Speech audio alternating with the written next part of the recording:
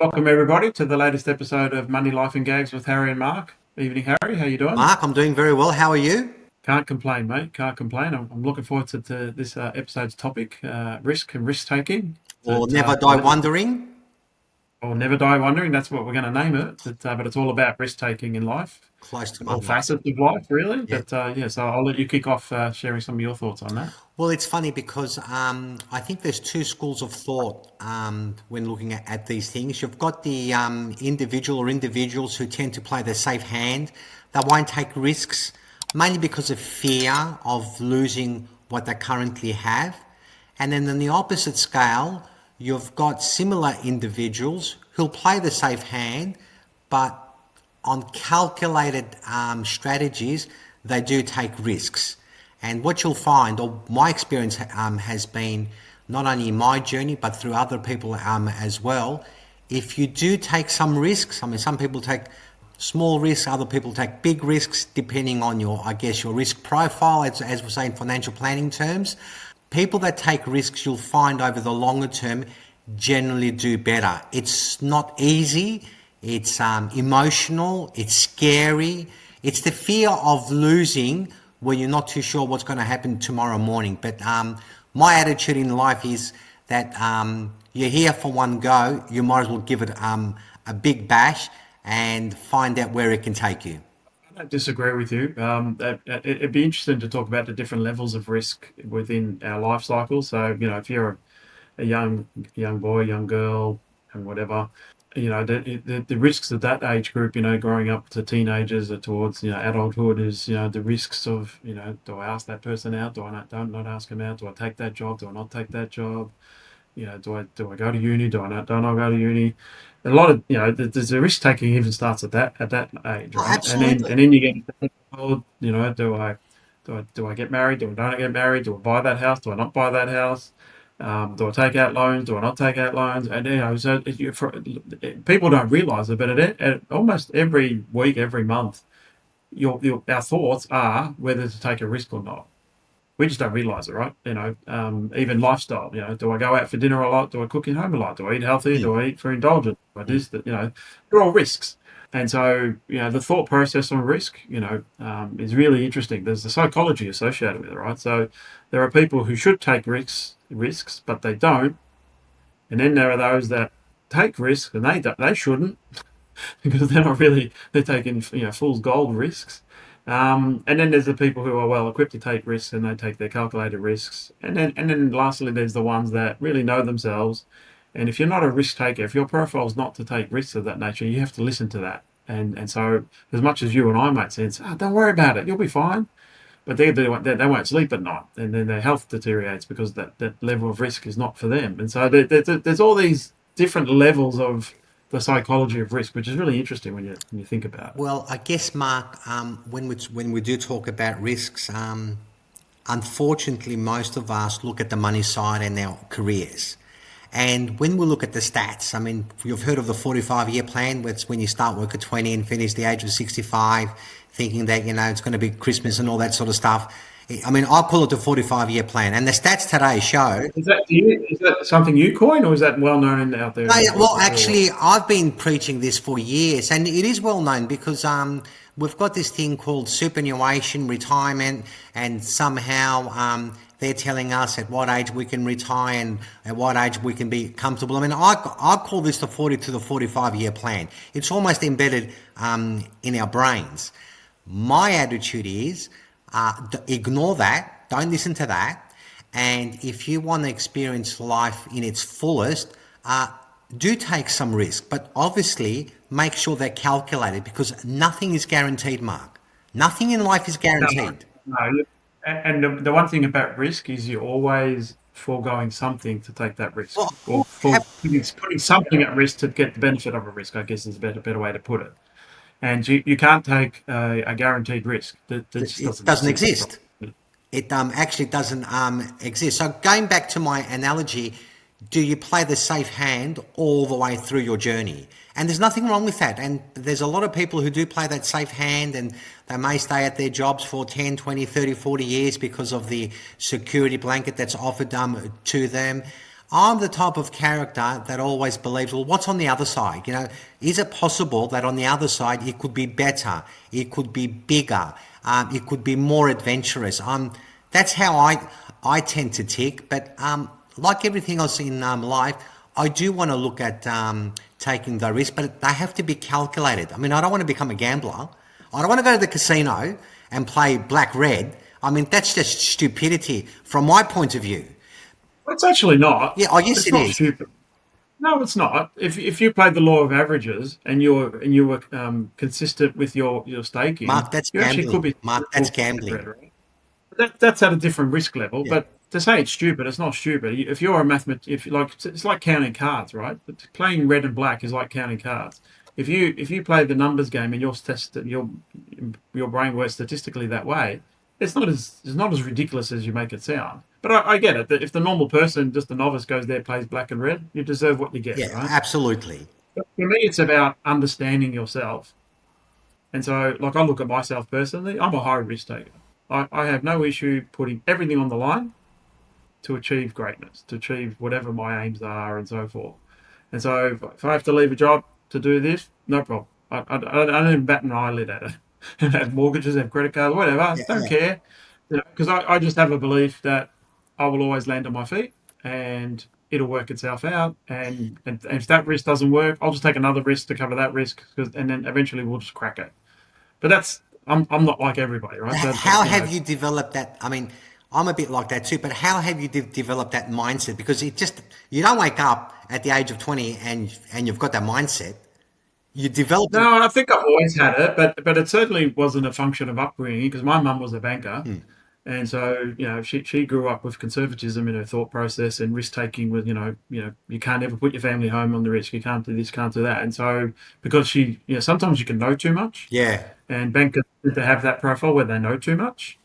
And so it's hard for them to take the risk because they're trying to cover every base because that's in their DNA to be a banker to protect their clients. And so it certainly wasn't an upbringing thing. It could be in the blood. Maybe my dad was that way. Maybe my grandparents were that way. I'm not really sure, but it's just the way I've always been. Not afraid to take a risk. Not afraid to have a crack. You coined the phrase, never die wondering. That's exactly like I wouldn't have got married twice if I died wondering. But because like I grew up in an era where girls didn't ask you out, you had to ask them out, and it's a bit different now. But Sure but is. then if you didn't go out, I still remember going to nightclubs when we're going a long time here, guys, but going to nightclubs and. I remember most of my friends would sit around the bar or around an area drinking, staring at all the chicks that were walking past and so forth. I just stuff that.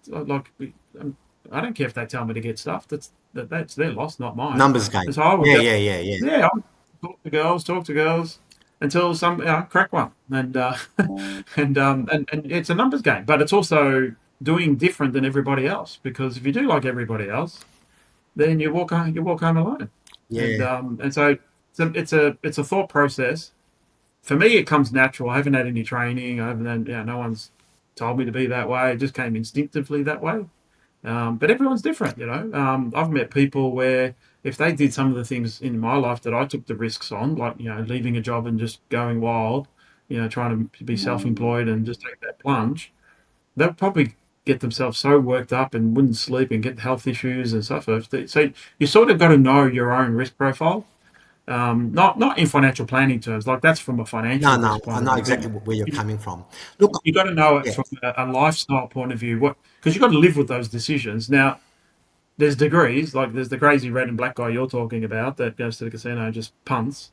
And there's different level risks. And so within your profile, you've got to have the range that you can work within, and then live within that range from a risk profile. But I totally agree. If you live a totally conservative life, you've probably lived a sheltered life, and you're probably underachieved as a general sense. But each to their own, right? what I saw as a young man growing up, I mean, obviously you take your first cue from your parents and from other people that you know that are much older.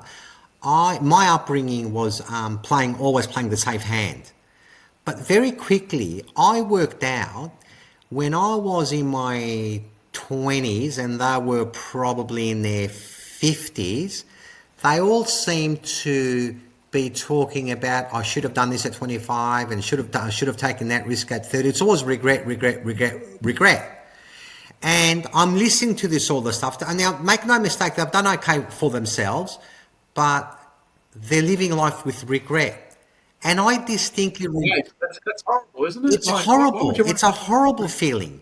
And I distinctly remember saying to myself, I do not want to be that person. And in order for me not to be to that person, I had to go out there and first of all understand what was available to me. Number two, if I couldn't get to it, what risks did I have to take to go out and develop my skill set, whether it was career or whether it was investing. I mean, I can do a whole show about the amount of crazy investments that I've done, and I've lost a whole heap of money. But on the other side, I've also gained heaps of money as well. I mean, one doesn't necessarily negate the other, but I'm glad I did those things because now I'm in a situation in my late 50s. I'm probably a bigger risk taker today where I should be conservative because I'm approaching 60 now than what I was at 25. I don't live life just because I'm getting older. You know, you have to be wise and therefore you have to be more conservative. No, stuff that. Just bring it on. Well, that's an interesting phase. Be wise and conservative. So if you do take that negative attitude in life, for those that do, then you've totally wasted all your life I experiences. think so. Because if you're the same person at 60 or 70 than you are at 20, you haven't evolved. You haven't. I agree. You've wasted. I'm sure everyone's had a lot of life experiences, good, bad, and ugly, right? We all do. But you've got to use those as motivators to I to agree. to go to the next level and evolve and so yeah. So I think obviously whoever's listening to this is got two high risk takers on their hands, Oh, I and don't know. maybe I don't know about that, yeah, Mark. Let me ask you a question. How many people do you personally know that are currently working and are super frustrated because they want to do something else? there's something else. What I do know is a lot of people get themselves stuck in a rut where I'm a big believer, and I know we're talking about risk here, but I'm a big believer you should love what you do every day, every minute of your day. And I see a lot of people not loving what they do. Okay. So that sometimes they don't think about what an alternative looks like. So it's Okay, not let's not just stick to necessarily. that. Sorry. Let's just stick to that because I know heaps of people at the moment they're not jumping out of bed to go to work on Monday. They are struggling to get out of bed, and they've been struggling to get out of bed not for 1 month or 1 year. It's been decades, right? Now, That's sad. I find I that find really that sad. extremely sad. Now, how can you be frustrated doing the same thing every day, expecting a different result, when you're not prepared to change and actually change the desired result so you can have a better outcome? It's time for those people to take a risk. It is. I couldn't agree more. But it's not easy for those people to take that risk because they're probably anchored by a mortgage, kids' school fees, and so taking a risk that puts others in jeopardy is not easy. Like I wouldn't have an issue with it. Kid, forget about the school you're at. You go to public school now, right? If I stuff up, like they're the risks I'm happy to take. But not everyone's that way, right? They sometimes they value the stability of their family and the things they treasure the most there to suffer in silence in the job they do or the employment they do or the business they run and so forth. And so I understand that part of it. It's sad, and you try. It'd be great to be able to mentor them in a way to, you don't have to go. It's not a binary event. It's not one or the other. So sometimes it's like just changing jobs, It is. right? So it's not really going from one job and taking complete risk in starting a business and having no income. That's a bigger It risk, is. right? It And is. some people are not. But sometimes it's people like if you're not happy in your employment, look around. If Develop you your want to do skill set. something, Yeah, I agree. take a little step back, but look around, explore. So many people don't even look. They don't, and a lot of people suffer in silence. Like they're not sitting there whinging and bitching and moaning, and So I'm not trying to portray that, but you can see that if you ask them a question, how's work? Oh yeah, it's all right. Exactly. That's the response that I usually get too.